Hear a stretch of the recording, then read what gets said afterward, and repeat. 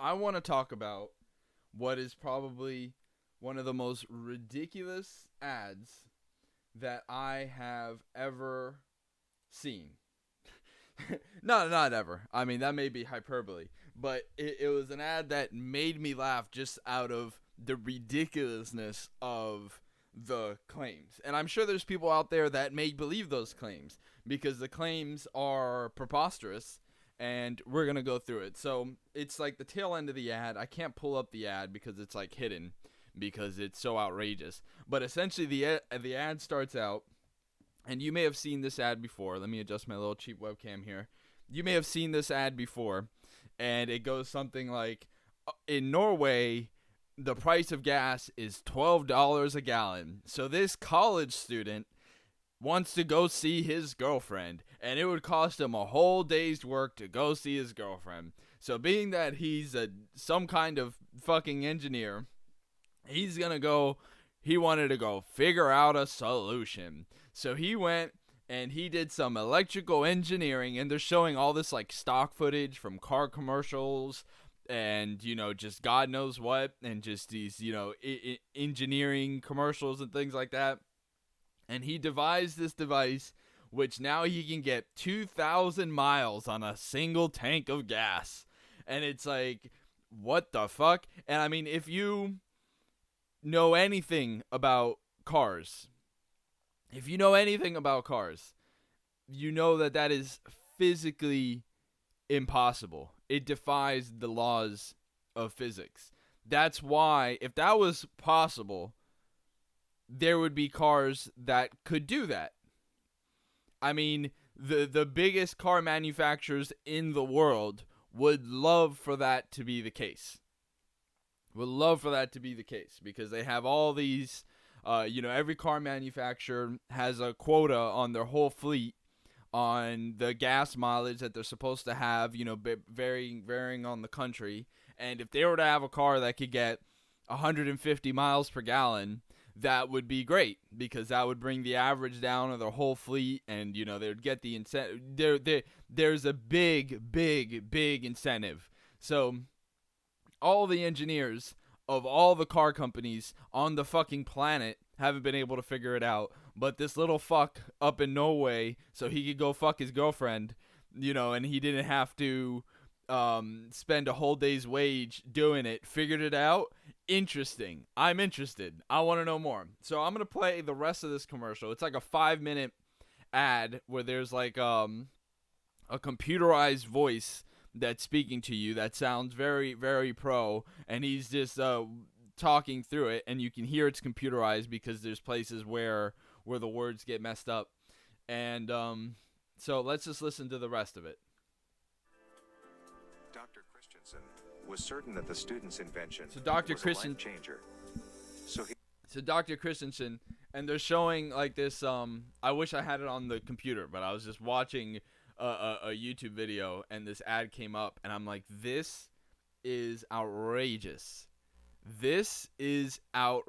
And I'm sure there's people that would believe it. If you know nothing about cars, maybe you're a little bit simple, you may hear that and be like, and we're going to look at the product. We're going to look at the whole sales for this product in a second. But I don't know how much you can hear. Let me crank up the volume. So they're saying Dr. Christensen is this professor. So this guy went and he made some little makeshift device that got him 2,000 miles on a single tank using a simple device. And I want to go over what they purport, how it achieved, what part of the car changed to make it achieve this ridiculous, figure, this ridiculous claim. Work together to mass manufacture it for the world. Dr. Victor Christensen said, with fuel prices constantly fluctuating, the device will ease the lives of many. After 2 months of fine-tuning and testing, they called it FuelSaver. Oh, it's the FuelSaver. FuelSaver Okay. is the latest. All right. So this is a known scam product. It is. If you go look it up, it's a known scam. But what I'm interested in is how the logical leaps, the logical hoops that they make you jump through to try to convince you that this is a possible thing.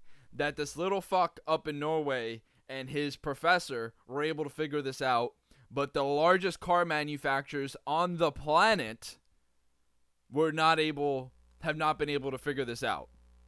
That something that plugs into I don't even think it plugs into the OBD2 port. I think it plugs into like your fucking what is it? The lighter.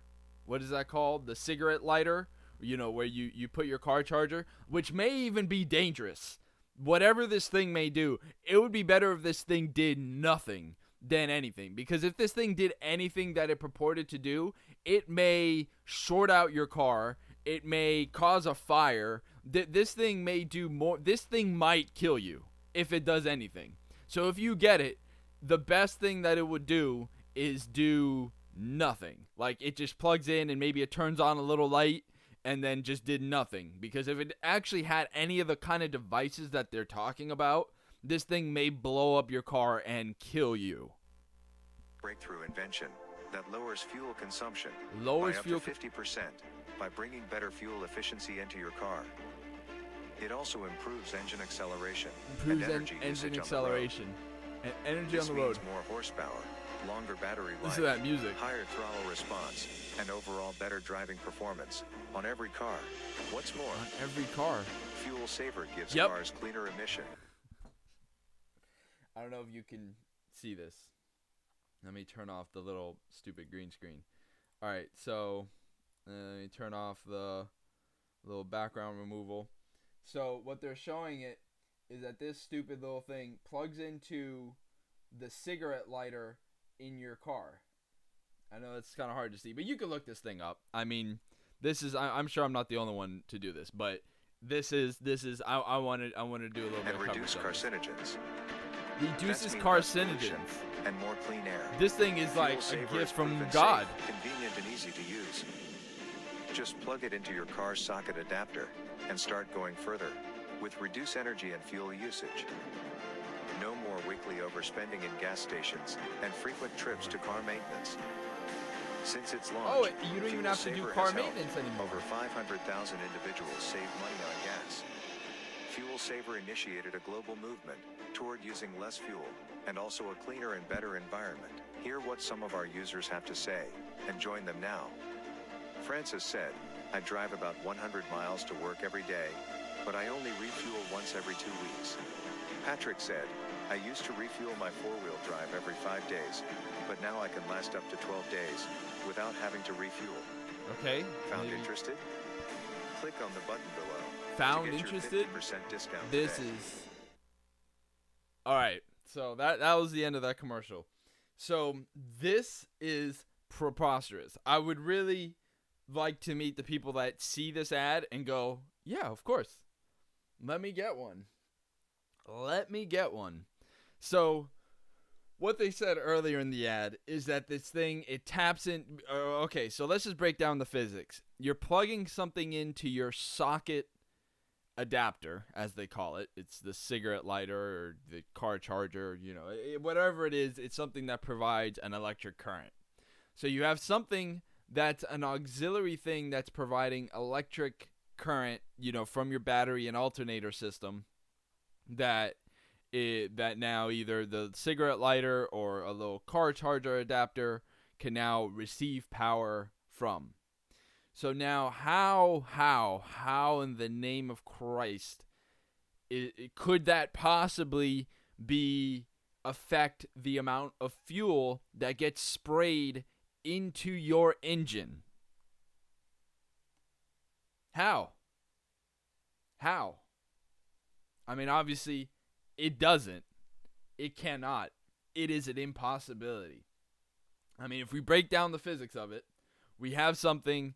So, if you know nothing about cars, about the internal combustion engine, you have basically, and I'm gonna do maybe a couple analogies that aren't your typical analogies, but basically your entire engine block, your entire engine is to be able to control a chaotic process.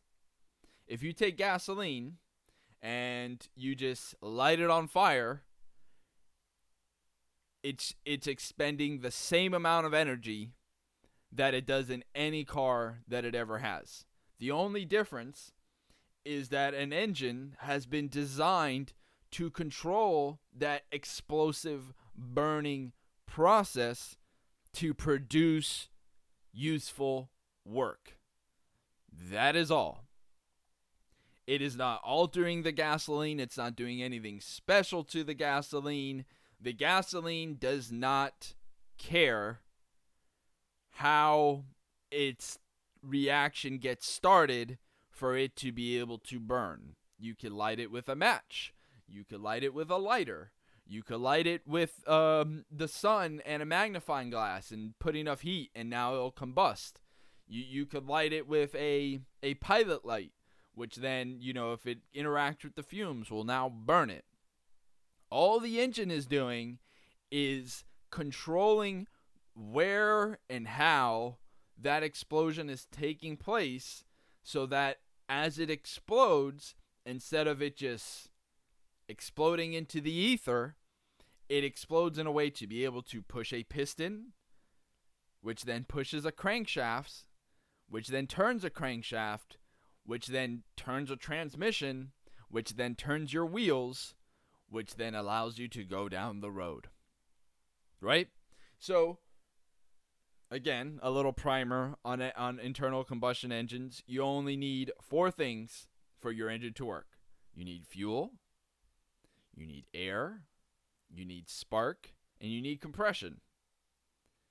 Without any of those things, your engine will not work. If it does not have fuel, there will be no combustion, and there'll be no way for the engine to move on its own. If you don't have air, there will be no way for the chemical reaction of the fuel to happen for it to combust. If you don't have spark, your fuel and air will not combust, and thus it will not move. And if you don't have compression, there will not be the pressure, there will not be that, and that's what your whole engine block and engine head and head gaskets are, to be able to create this confined space. So instead of that combustion going anywhere else, it goes 100% into pushing your piston down. Okay?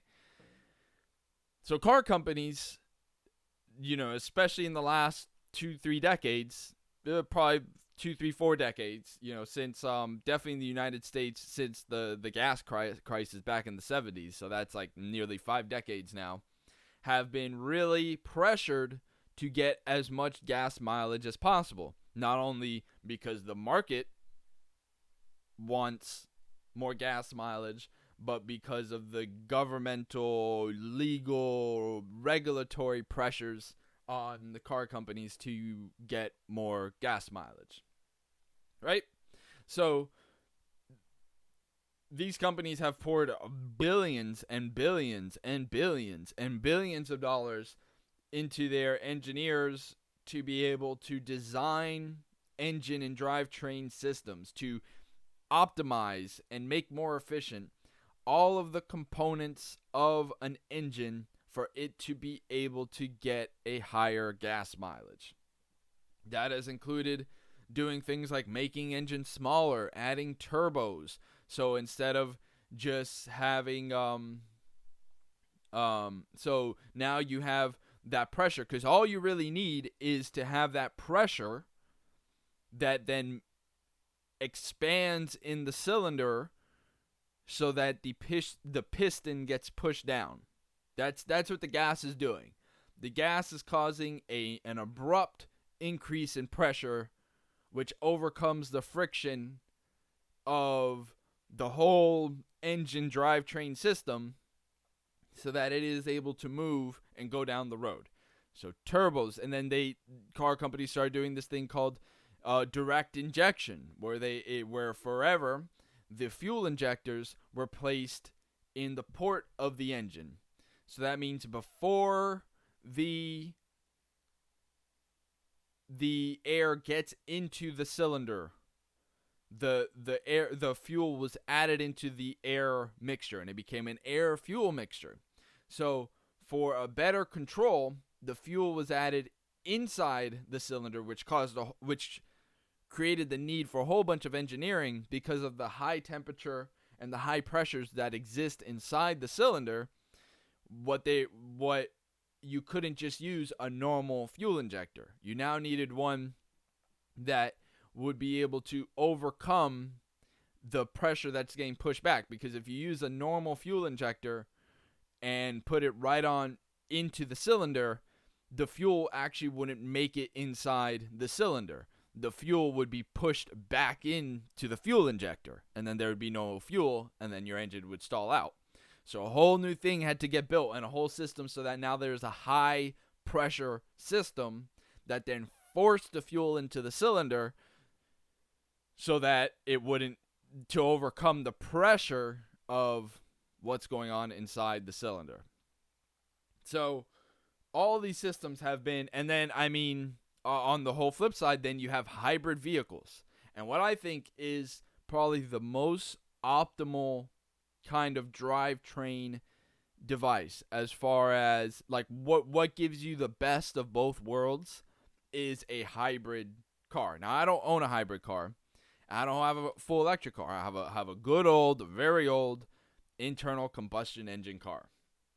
But if I were able to do like a really, I was just decided, hey, fuck it, and do a really extensive modification of my car, it would be to add an electric motor drivetrain, because I have a front wheel drive car.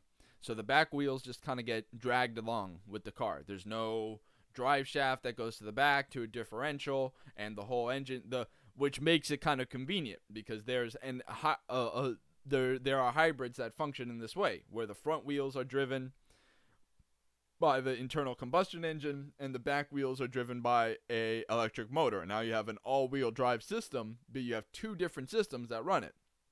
So, and that I think is actually a good market opportunity for electric car conversion. There's many, many cars that are front-wheel drive that now the back of the car is just kind of, those wheels are just rolling along down the road.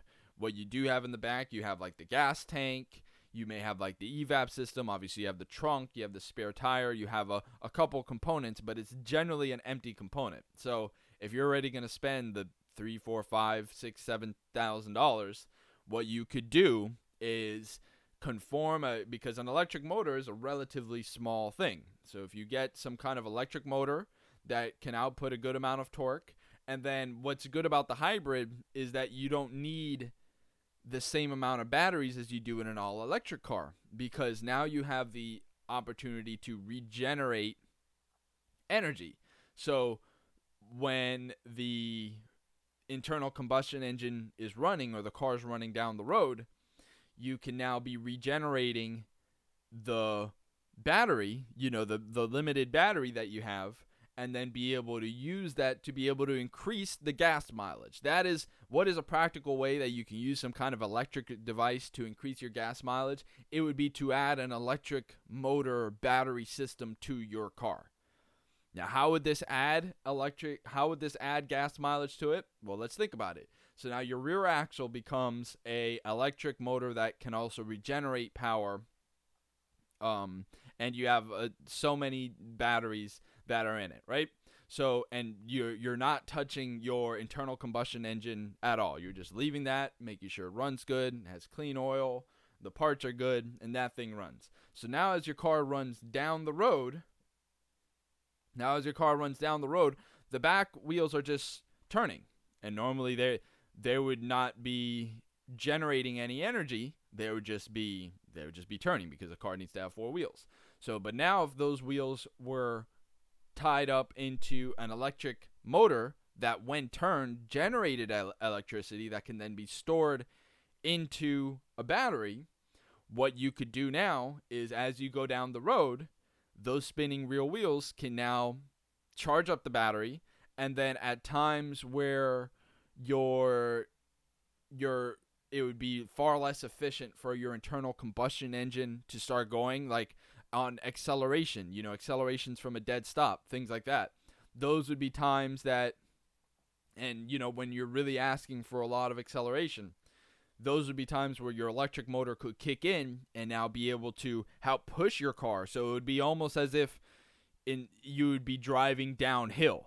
You are now, instead of having to drive either straight or uphill or just from a dead stop, it would feel as if you were driving downhill, because now your back wheels are now helping your car move forward, and there would be a less load on your engine to be able to to achieve the same amount of acceleration as you wanted to. So that would be a way to actually, now how much would that increase your gas mileage? I don't know. But that is a way that physically it would make sense for you to do it. You would lose a little bit on the charging side, but that would be when your engine's running at its most efficient. So you would have an electric motor and some kind of clutch, and when you reached a certain speed and the battery actually needed to be charged, a clutch could get engaged, and now instead of the wheels just free spinning, now they're spinning the electric motor. There would be that extra resistance, but your engine's already running at a good efficiency, down on the highway, because that's one of the things that is like an inverse, where a combustion engine only car has a higher gas mileage when you're just on the highway, because it's already moving, the drivetrain's moving, it only needs a little bit of fuel to keep it moving at that kind of steady rate, whereas it needs a lot more fuel to stop and go and stop and go. Whereas a hybrid or electric car gets better gas mileage in the city in that stop and go situation, because it has the regenerative braking, because it's coming to a stop and it's getting that regenerative braking, and that allows it, instead of that energy needing to come from somewhere else, it's getting that from the inertia of the car. So that's great. So that's where there's an inverse, so that the most efficient for a combustion engine can now power the electric system, and then at the least efficient for the combustion engine, the more efficient electric motor can now power it or help power it through those situations, and you can get the best of both worlds. And that's why hybrids can now get 40, 50, 60 miles per gallon, which is a real practical, physical, law-obeying way to get higher gas mileage. Not this little dongle device that might blow up your car and kill you and your family. But hopefully all this little device has is just a little piece of plastic with a little light on it. Hopefully it even has a little light just to, make you feel like your dumbass purchase is doing something, and it can tell you. But what this little device is purporting is that you put it in the socket, and this is I wish I had the ad, but I can't go find the ad because I'm on mobile. Oh Lord. But we're going to go through the thing. It may say it right here on this page. But what they purport is that by plugging it into your socket, what it does is it has a capacitor, and this is the scary part, because it has a capacitor that then releases energy back into your car, relieving the strain off your alternator and your electrical system, thus giving you a better spark so that things burn more efficiently. This is really the whole roundabout way. It took them 5 minutes to fucking just tell you that this little, it has, and that is the scary part, because think about it. The little socket on your car, it is designed for electricity to just be run through it, and then, for 12 volts to run into it, and then, for a ground or something to run back. I'm not an electrical engineer, but I do know that the mechanics of it are electricity is supposed to come to it, not from it. What this device is doing is it's forcing electricity from it, at least purportedly, back into the system. Now, this is a big red flag, because obviously with electricity, you need to have a certain gauge of wire to be able to handle certain currents. Now, on my car, for example, it's an old Lexus ES300 from like 1999, and it was designed to be able to, it has two little sockets on it, which I use to charge my phone. And So on that car, it has an alternator, and that alternator is rated at 80 amps. 80 amps. Now let's break down what 80 amps means.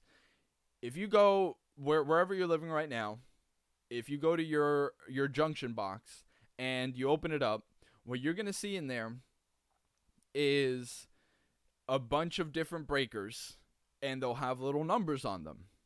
Now, commonly you'll see numbers like 15, 20 will be the majority of them, and then some will be 30. You may have some 40, and then you may have a big one that's like 100, 150, something like that. So what those are is the amount of amps that run through that breaker. And essentially, I don't know exactly the equation, but based on the voltage, because amps is like, it's like amps is watts times volts or something like that.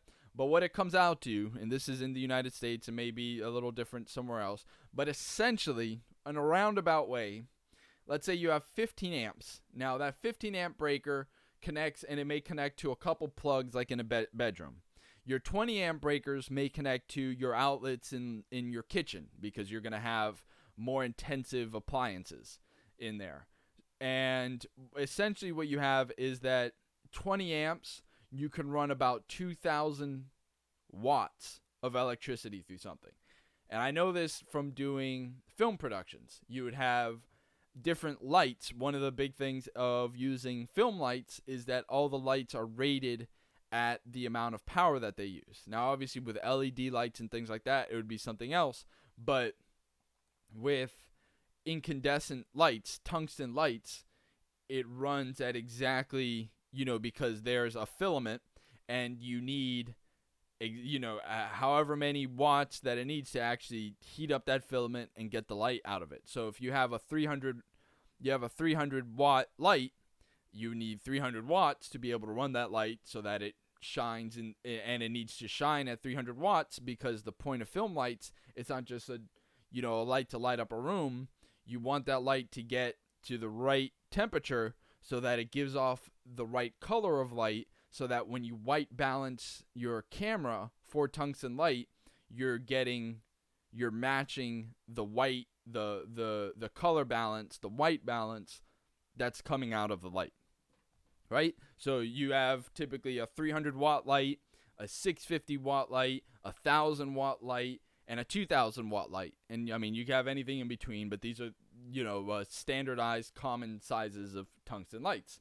So what this would mean is that you would need to be aware of which junction, which breaker, which circuit you're using. If you're using multiple lights, or say you're using a 2,000 watt light, you cannot plug a 2,000 watt light into a 15 amp circuit, because you would blow the circuit, and then the circuit breaker, which is the whole point of the circuit breaker, would exceed its rating and it would turn off.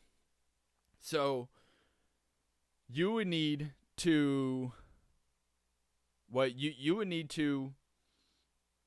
then manage, like if you wanted to use 4 or 5 lights or you need to make sure that your 2,000 watt light was on its own 20 amp breaker, and a 2,000 watt light is a pretty big light.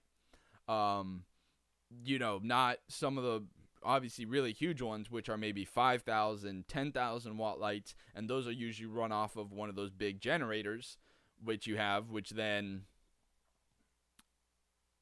are designed to be able to safely output, and they have 50 amp, 100 amp breakers, which are designed to run those big lights. But usually if you're filming in a house or in an office or any kind of residential commercial space, you need to abide by these rules to not blow breakers, not cause fires, not be able to have a successful shoot. So, and if you have a 15 amp breaker, you could plug in a couple 300s and a 650 and you'll be okay. But if you plug in another 650, now you'll throw the 15 amp breaker. So there's a very direct correlation to the amount of power that you take out and the amount of power you should be using. And the reason those breakers exist is because the gauge of the wire that then runs from that breaker to all those outlets is rated to only have up to 15 amps running through it. If it has more than that running through it for an extended period of time, they could catch on fire. It could melt the insulation around it, and you could have a fire. So that's why you have circuit breakers. So if there's a surge of electricity, it gets cut off at the breaker, and you don't have a fire inside the house. All this to say, so on my very common Toyota vehicle, I have an 80 amp alternator, right? An 80 amp alternator. And that's 80 amps for the entire car. And that's obviously at peak, maybe at running, maybe it uses 40 to 50 amps. I'm not sure, but at its peak, it can produce 80 amps. And I would imagine that all of the wiring has been designed for 80 amps, and then, the different step downs to be able to run all the auxiliary devices so that it can just use the electricity that it needs for that, the electricity that it needs for that, and nothing catches on fire and no one dies while using the car. But what they're saying with this device is that it's just going to send an indiscriminate amount of electricity back into your car's system, which, it's, Jesus Christ. The amount of things that I could go over that thing could fuck up. That could fuck up your computer. That not only could it start a fire, it could fry your computer of the car. Just the best case scenario is that it's just a dummy device with a little light on it that does nothing at all. The worst case scenario is that this thing actually does what it says, which wouldn't be increasing the fuel mileage of your car, but would be that it actually outputs an electricity into your car's system, sending who knows how much electricity through wires that weren't rated for that into a system that wasn't designed for that could now fry your computer, start fires, overheat devices, do God knows what in the futile attempt to change a system that it was never going to have the opportunity to change anyways. There's just no physical way that plugging something into the socket of your car is going to change how much fuel gets sprayed into your engine. It's just not going to happen. It's just not going to happen. Plugging that little device, God help you, doesn't communicate with your computer in any kind of way. Something that works on all cars. So let's go through this sales letter. I hope I'm making some sense here. I had this old fucking chair. A rusty 1969 Beetle covered 2,096 miles on a single tank using a simple device, a secret that car companies have been keeping it for more than a decade. That sentence is a little funny. No, they wouldn't. They wouldn't be keeping it a secret. If they could come out with a car tomorrow that could achieve ridiculous fuel mileage, the car companies would. Maybe the oil companies wouldn't like it, but the fucking car companies would. The car companies would be market forces economically incentivized to release a car that could do this. At first, no one believed this old Beetle could try. And I love how, Christ, the levels of stupidity of this are fucking incredible. Because I doubt a fucking Beetle, does a 1969 Beetle even have the little cigarette adapters? Does it? And even that is horrifying. Because if that rusty old Beetle has all that rusty old wiring, God help you if you plug in some device that's going to be jamming electricity into your fucking vehicle. This genius college kid finally reveals the secret behind the world record-breaking old VW Beetle that was modified by a bunch of 19-year-old students after he approached them. He and his group of students gained worldwide attention with their old Volkswagen Beetle, which exceeded what the car is supposed to perform, which is they tuned the 1969 VW Beetle to travel up to, this is a very different thing. So they're hoping that you just kind of glossed over this whole part. So, could a bunch of kids go and tune? Now, tune is a nice little word that can mean anything from, going in and changing some things on the computer of the car, which on a car like this, I don't even know if it had a car computer. This is at a time in 1969 where cars had distributors and, carburetors and distributors. So there wasn't really car computers that you could do. So, yeah, but tuning could mean anything from completely overhauling the engine, fuel, electric, and air system. So essentially building a whole new car, which I'm sure, a Beetle, and if they stripped out all the weight of the car and they tuned it maybe it has a huge fucking tank of fuel. This means nothing. This means nothing in relation to the bullshit product that they're gonna peddle at by the end of this sales letter. They managed to drove from Pittsburgh to Atlantic City without stopping for gas.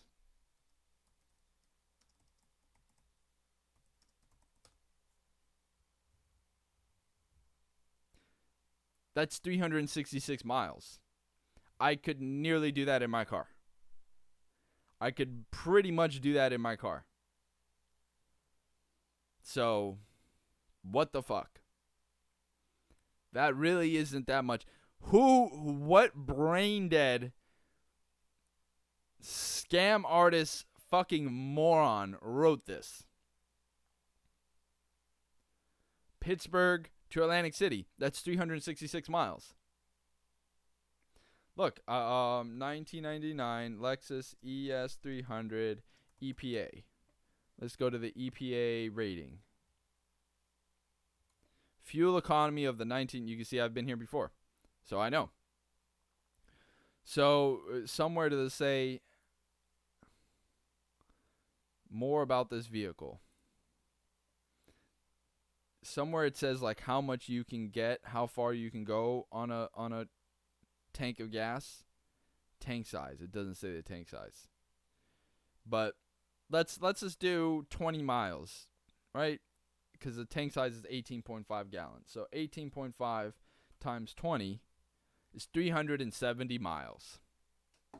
And it gets better than that on the highway. So I could just about make it with like 4 miles to spare, Pittsburgh to Atlantic City without stopping for gas, getting kind of below average fuel economy from my 22-year-old car. So nothing impressive about that. This solution allowed a lot of people to save a lot of fuel and extend the car's longevity. He calls it the petrol smasher. In fact, the inventor Percy Belson is willing to share the secret behind their invention. We all know how pricey gas is in this country. Which country? And the prices keep going up every month. Once our device is available for all, we'll all be going further and saving so much more without spending our hard-earned dollars refueling every week. The secret behind their victory is one small device. Christ. This simple device can save up to 3/4 of your fuel consumption. To put it to the test, they invited another group of students to the How Far Can Your Fuel Go challenge. The other team turned up with a smart car with the latest technology in fuel injection. This team came with an old VW Beetle. Everyone laughed so hard they cried. But guess who got the last laugh? This guy with the fucking beard, that's who. After their incredible victory, those that laughed were instantly convinced. Like that. You know, they could have been running who knows what they could have been running. Maybe they had a Tesla motor under their fucking Beetle, but they were instantly convinced. They couldn't stop posting the story on social media. When lead automotive engineer Zach Winfred caught wind of it, he was so intrigued by their victory, he had to know their secret. In his 35 years of experience, no vehicle had ever traveled such a long distance on a single, from Pittsburgh to Atlantic City? He believed that with his help, Percy and his friends would change the world. Look, these are just random stock photos of fucking motherfuckers. This is just, let's see, let's search Google for this image.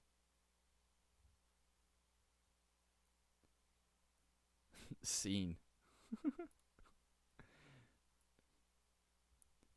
Who's this guy?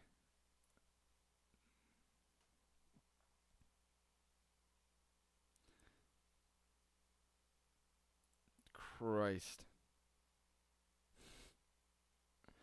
I love this. Those stupid fuel shark-like scams are still out there somehow. All right, so there you go. Jalop. The bullshit is back. So I mean, it's clearly obvious. Let's see. I want to see, because like this could be anybody.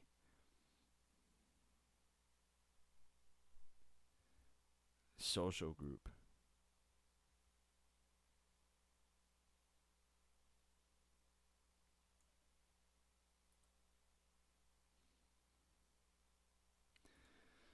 Oh, God.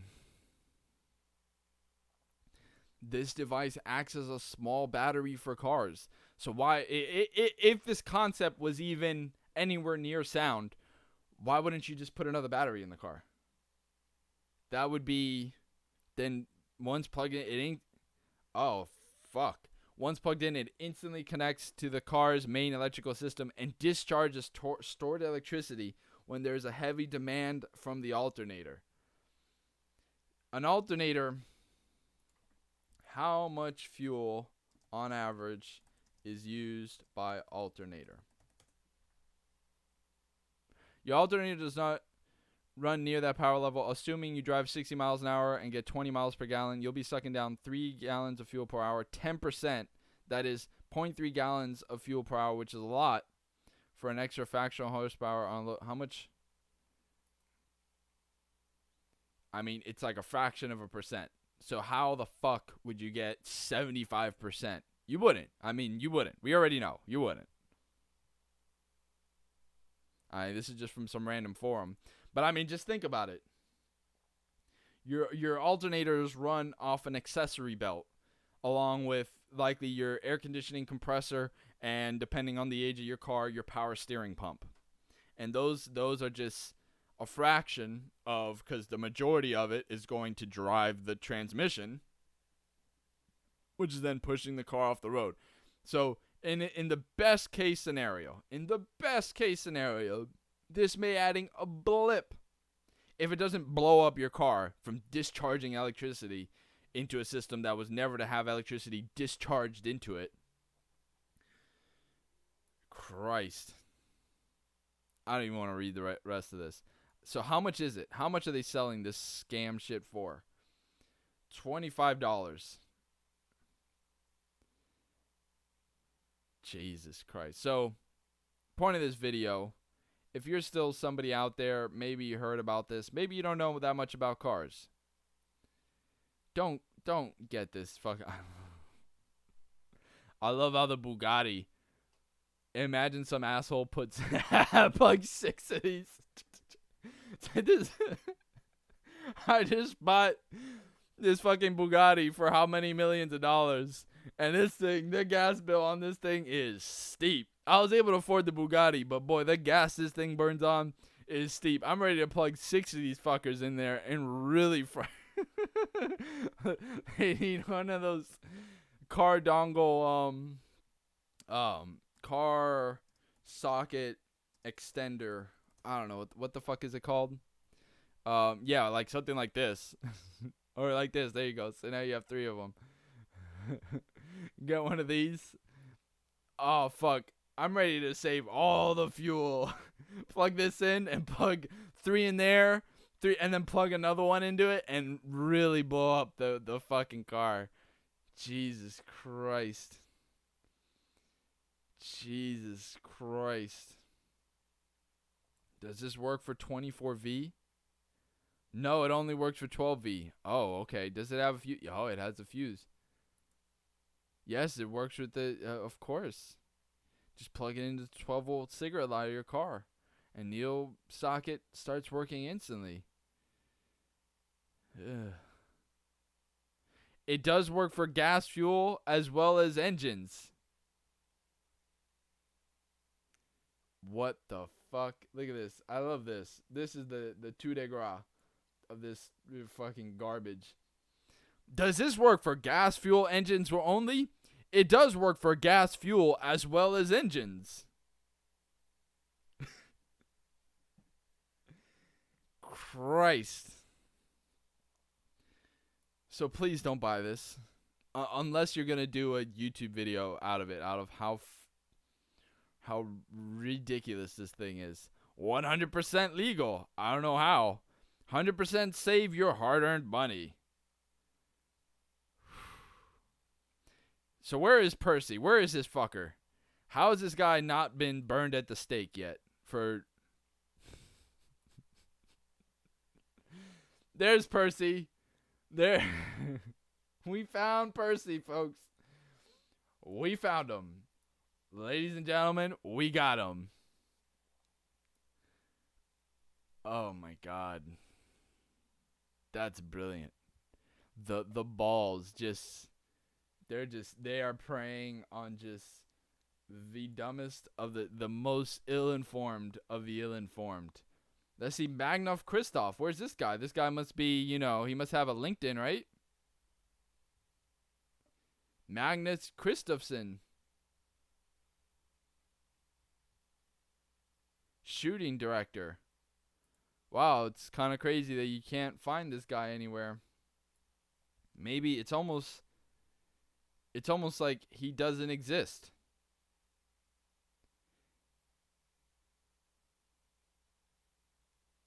Christoph Magnusson. Is this him? Oh. He's an actor of some kind.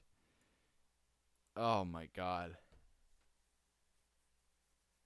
Oh my Christ. So please don't get this. For the love of God, do not buy this.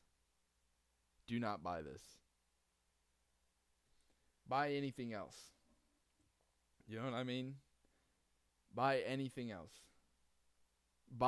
Get oil for your car and do an oil change on your fucking car.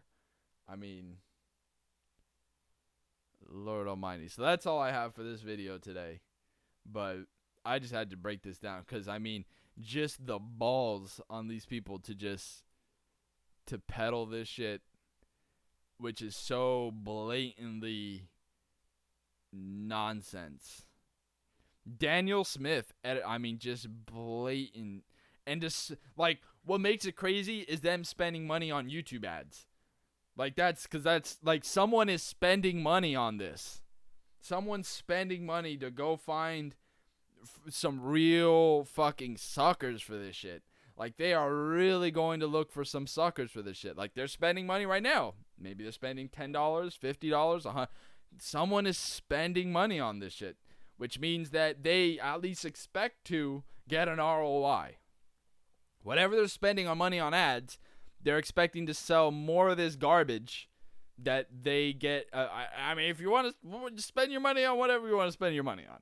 But Christ almighty.